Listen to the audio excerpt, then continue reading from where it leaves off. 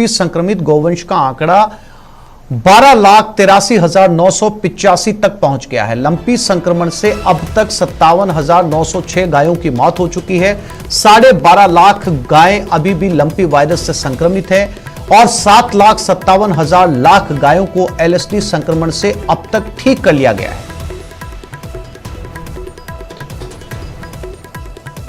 तो कुल मिलाकर इन आंकड़ों पर अगर गौर करें तो पता चलता है कि लंपी लगातार फैलता जा रहा है। हालांकि लोग युद्ध स्तर पर अपनी तरफ से भी कोशिशें कर रहे हैं। तमाम तरह के देसी नुस्खे, आयुर्वेद का सहारा लिया जा रहा है, क्योंकि जितनी प्रशासनिक सहायता गांवों तक पहुंचनी चाहिए वो अभी रफ्तार नहीं पकड़ी है।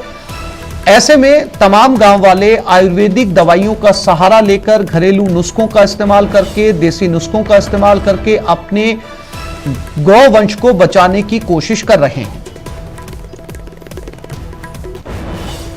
और इसी खबर पर हमारे साथ राकेश शर्मा जयपुर से जुड़ गए हैं, उनसे बात करते हैं। राकेश, ये आंकड़े बेहद चिंताजनक हैं और ये आंकड़े ये कहते हैं राकेश कि लंपी वायरस बजाय कम होने के लगातार फैलता जा रहा है। मरने वाली गायों का आंकड़ा लाखों को पार कर चुका है। हालांकि इसमें एक आंकड़ा यह भी बताया जा रहा है कि लाखों गायें जो हैं वो लंपी से ठीक भी हुई हैं। लेकिन ये जो गायें राकेश ठीक हुई हैं, इनके अंदर प्रशासनिक कोशिशें कम नजर आती हैं और जो गांव पे देसी नुस्खे हैं या फिर आयुर्वेदिक नुस्खे हैं, लोग अपने स्तर पर गायों को ठीक करते हुए ज्यादा नजर आ रहे हैं। राकेश,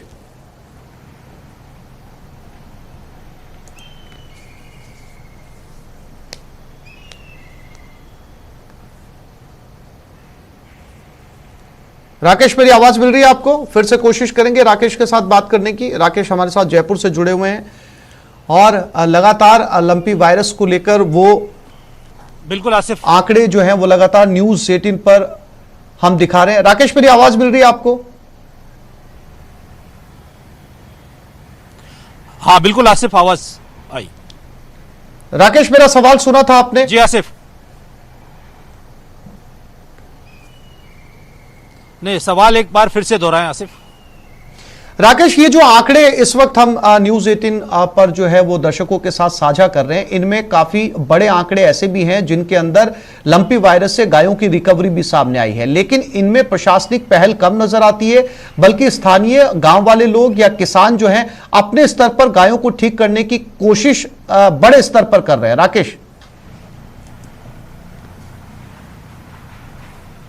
बिल्कुल, देखिए आसिफ, जिस तरीके से जो बात है वो बात चाहे ग्राम पंचायत स्तर पर सरपंच हो या ग्राम विकास अधिकारी हो या पशुपालन विभाग का कर्मचारी हो, सब मिलकर के ये कोशिश कर रहे हैं किस तरीके से लंपी वायरस संक्रमण से निपटा जाए। सरकार भी जो अपनी तरफ से हर संभव कोशिश कर रही है कि जिस तरह की जो दवाइयां उपलब्ध है, चूंकि अभी तक प्रॉपर कोई वैक्सीन नहीं है, प्रॉपर इस लंपी वायरस संक्रमण की कोई अभी तक दवाई भी नहीं है, तो जो भी दवाइयां दी जा रही हैं उन दवाइयों से संक्रमण रोकने की कोशिश की जा रही है। उसके लिए कोशिश तो कर रहे हैं, लेकिन यहां पर मौत के आंकड़ों को लेकर के राजस्थान सरकार के ही दो विभाग आमने सामने हो गए हैं। चूंकि गांव में जो है, गांव की सरकार है, वहां पर सरपंच उसका मुखिया होता है और ग्राम विकास जो अधिकारी है वो उसके पास प्रशासनिक जिम्मेदारी होती है ग्राम पंचायत की। तो चूंकि जो राज्य सरकार ने एक ढांचा तैयार किया है, एक स्ट्रक्चर बनाया है लंपी वायरस संक्रमण से निपटने के लिए, उसमें ग्राम विकास अधिकारी और सरपंच को ही अधिकृत किया गया है, यानी जो स्थानीय निकाय हैं उनको ही अधिकृत किया गया है कि जो भी लंपी से पशुओं की मौत होगी उसका जो डिस्पोजल है वो ग्राम पंचायत द्वारा ही किया जाएगा। अब ग्राम पंचायतों में जो आंकड़े हैं वो बेहद चौंकाने वाले हैं, क्योंकि यह आंकड़ा 7 लाख को पार कर गया है।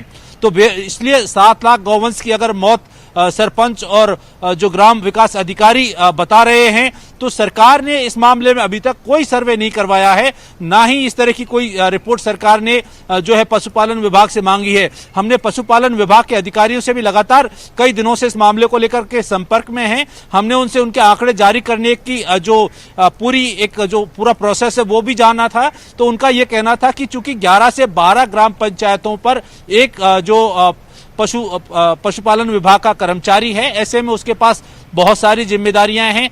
जिम्मेदारियां वैक्सीनेशन की भी हैं, जिम्मेदारियां जो संक्रमित पशु हैं उनके उपचार की भी हैं, और कई तरह की जिम्मेदारियां हैं। ऐसे में उन्होंने इस बात से इनकार नहीं किया है कि जो मौत के आंकड़े जो 58,000 हैं वो सही ही हैं। वो इन आंकड़ों में कह रहे हैं कि उनमें कुछ हो सकता है, लेकिन आंकड़ों में अंतर बहुत बड़ा है आसिफ। आंकड़े एक तरफ 7 लाख, एक तरफ 58,000, यानी लगभग 90% आंकड़ों में हेराफेरी की जा रही है।